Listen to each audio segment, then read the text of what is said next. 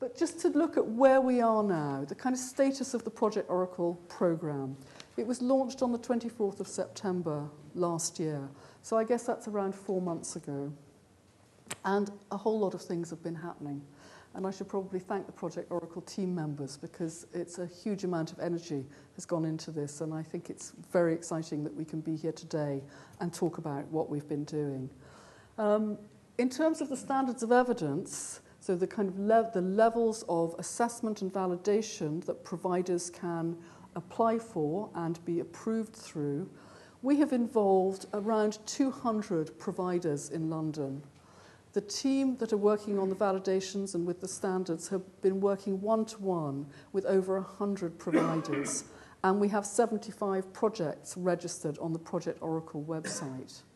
Some of these were already involved in Oracle because they got involved in the pilot stage, but this has been a really pretty amazing kind of upwards number of those that are hearing about Project Oracle, contacting us, coming through the website, and I expect that some of you here today will be those that have, come across it somewhere and thought, yes, let me get in touch with them.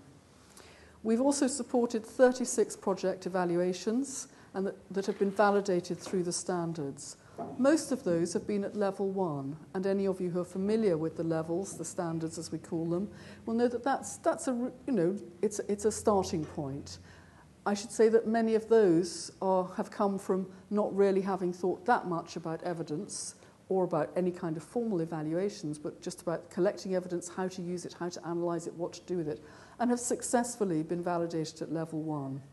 We've also had quite a few validated at level 2, and we've now got at least 2 projects where we're looking at a level 3, so they're moving through to considering more complex design, more complex approaches to data collection and analysis, and seeing that there is the potential to really increase their understanding of and indeed their capacity to undertake different kinds of evidence gathering and evaluation. With our research placements, and this is a core feature of Project Oracle, we've established 14 active research placements. We've got 12 research postings that are live on the website, so that's providers who are looking for researchers, and we've had over 200 students actually registering their interest. Now, of course, you could say, well, lots of students do this kind of thing. They come on, they put their name up. But the important thing is that they're getting to hear about it as well. So students from a whole range of universities within London, outside London, are seeing this is a potential opportunity to do something that hopefully they think is useful, is of use, and to develop their own skills at the same time. And that's where we're linked into the universities as well, because if it is students who do a research placement, they have an academic supervisor. Many of them will use the work that they do for Project Oracle to contribute to a master's dissertation or indeed a PhD thesis. So the idea of a sort of triangulated approach here means that hopefully there's something in it for everybody. And we're very pleased to have really been able to see how these placements work in practice, and I hope we have some students, researchers with us today. Indeed, we might encourage you to say something about your experience later in the afternoon. We've got the evidence competition, and evidence is at the heart of what Project Oracle is about. The competition is really about good practice in terms of collecting evidence, using evidence, analysing evidence, and developing evaluation. That's what we're really keen to hear about. And we are still just within the closing date, so anybody, providers here today, who perhaps haven't submitted something and would like to do so, you still can. And we also have had the Youth Justice Board, who have sponsored some further prizes, and the closing date for that is another couple of weeks away. And again, I think this is something which is about a commitment to Project Oracle, that the Youth Justice Board has said, we'd like to do that too. We think, having a competition, encouraging people to submit things that may not say this is a perfect service we provide. The project may not, in fact, be doing all the things that the provider had hoped it would achieve. But what they're able to do here is to demonstrate that they are thinking about evidence, gathering it, analysing it, presenting it in terms of development, improvement and change. And that's what the competition is really about.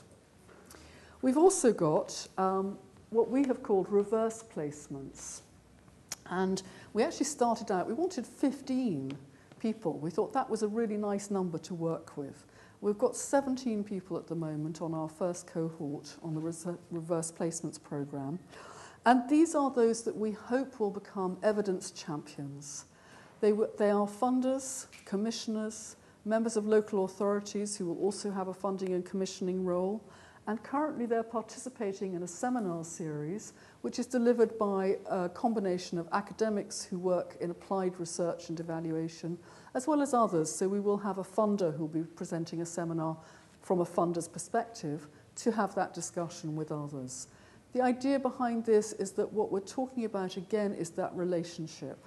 It's all very well to support providers to deliver good evidence or evaluations that are well designed, but what we also need in the communities out there are funders and commissioners who are open, and those obviously who've, I guess, signed up for this are saying that they are, who are really open to listening, to learning, to understanding, and indeed being able to differentiate between what we might call good evaluation and less good evaluation.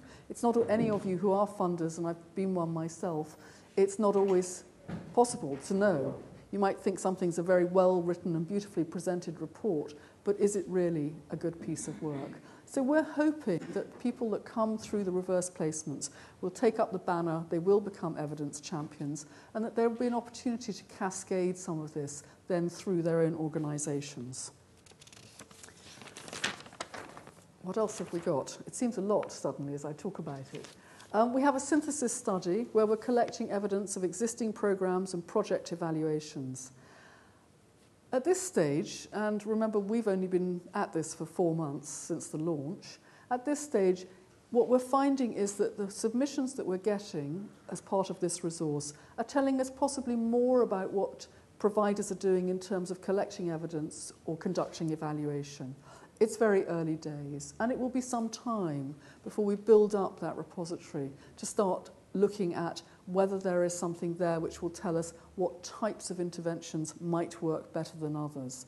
So that is ultimately what we're hoping to get to, but it is early days still, and we're very interested and indeed particularly keen to discover what has been going on in terms of evaluation design, because again that's very important learning and something that can be shared, transferred and disseminated in a whole range of ways. We also provide training. We've had taster sessions. These encourage people from provider organisations to come along and find out more about Project Oracle. So far we've had representatives of 40 organisations. We've done 2 practical support sessions for 26 people. We've had a couple of full-day training events, and we've got more of those planned.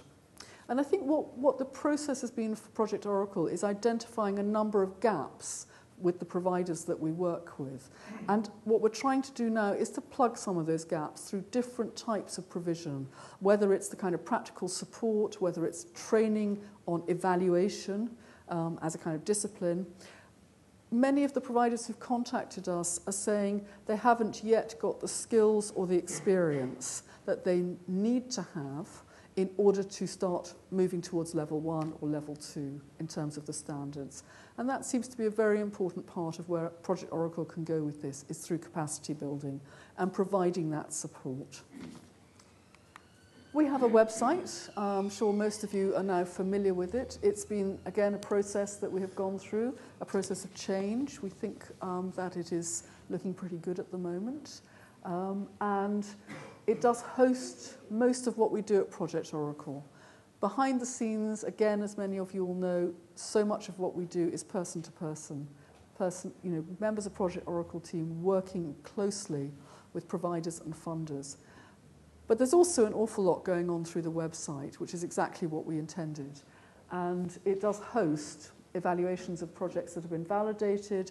It's where student researchers can look and see what projects are up there, where providers can put up their interests and what they would like some support with. So it does act as part of that very important hub. We've also had a lot of communications work going on. We've had e-newsletters, website blogs, articles, social media involvement, conference presentations, and as I said, a lot of one-to-one engagement.